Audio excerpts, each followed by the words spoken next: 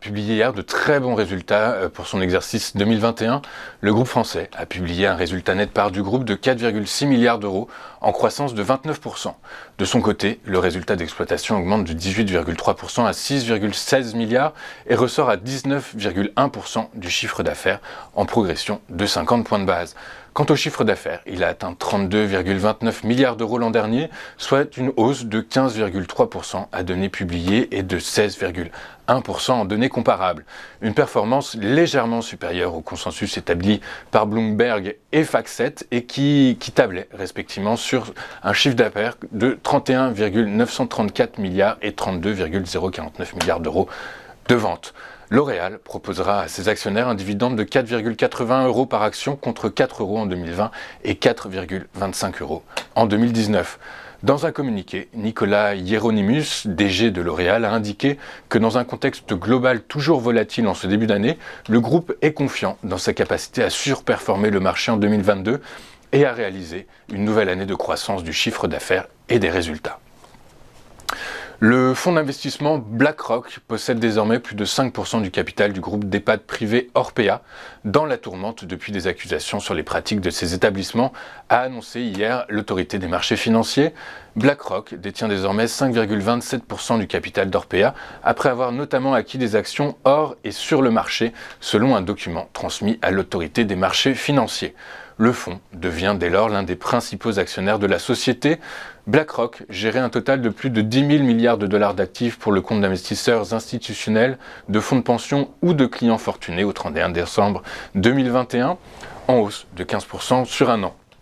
Lundi dernier, le fonds d'investissement Mirova, filiale de Natixis, avait annoncé quant à lui sa volonté de se maintenir au capital tout en demandant des changements et notamment le passage à une société à mission. Le gestionnaire d'actifs Amundi a annoncé hier avoir dépassé ses objectifs stratégiques pour 2022, alors qu'il a fait état de résultats annuels en forte hausse l'an dernier grâce à la croissance du retail et de ses activités en Asie.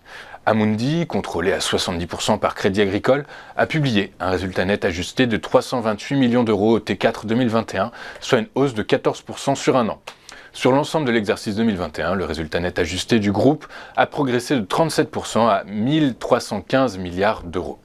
Amundi a déclaré que l'activité des distributeurs tiers avait permis une forte croissance du retail et qu'il avait bénéficié également de son expansion en Asie avec ses co-entreprises en Inde et en Chine notamment. La société a par ailleurs indiqué que sa collecte nette s'est élevée à 65,6 milliards d'euros au T4, tandis que son encours sous gestion a progressé de 10,8% sur un an pour s'établir fin décembre à 2064 milliards d'euros avec l'intégration des encours gérés par Lyxor. Crédit Agricole SA, la filiale cotée du groupe bancaire mutualiste Crédit Agricole, est parvenue dès 2021 à atteindre des objectifs financiers initialement fixés pour l'exercice 2022. CASA a ainsi publié un résultat net part du groupe de 5,8 milliards d'euros en 2021 contre un objectif de 5 milliards en 2022. À cette date, sa rentabilité sur fonds propres tangibles devait être supérieure à 11%. Elle s'établit dès maintenant à 13,1%. Le coefficient d'exploitation, qui mesure l'efficacité opérationnelle du groupe, est lui au-dessus des attentes, dans les clous, de quoi permettre à CASA de proposer un dividende supérieur à 1 euro par action, un niveau inédit depuis au moins 15 ans. Ces résultats s'expliquent entre autres par un coût du risque, nouvelle provision passée pour faire face à d'éventuels impayés, bien plus faible en 2021 à 1,5 milliard d'euros contre 2,6 milliards d'euros un an plus tôt. En outre, le groupe bénéficie naturellement du redémarrage de l'activité ayant suivi la phase la plus délicate de la pandémie. Le produit net bancaire de CASA a progressé de 10,5% sur un an à 22,6 milliards d'euros. Dans le même temps, les charges ont grandi à un rythme moins soutenu, plus 7,8%, mais plus lent que les revenus. Société Générale, on reste dans le secteur bancaire, puisque Société Générale a publié ce matin un bénéfice net record de 5,6 milliards d'euros en 2021. Le PNB, produit net bancaire, s'est établi à 25,8 milliards d'euros en 2021, soit une hausse de 16,7% par rapport à 2020 et de 4,5% par rapport à 2019. Ces résultats sont au-dessus des attentes des analystes qui tablaient selon FactSet sur un PNB de 25,2 milliards d'euros et un résultat net de 4,2 milliards.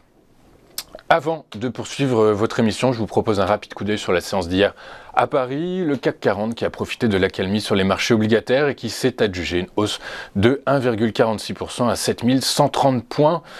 Tous les secteurs de la cote ont fini la journée d'hier en territoire positif.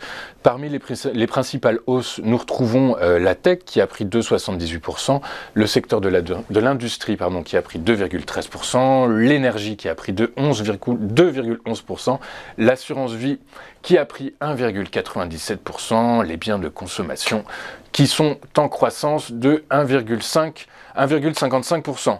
On va marquer une première pause et juste après on vous fera vivre l'ouverture de la séance, une ouverture en direct décryptée par les équipes d'Interactive Trading.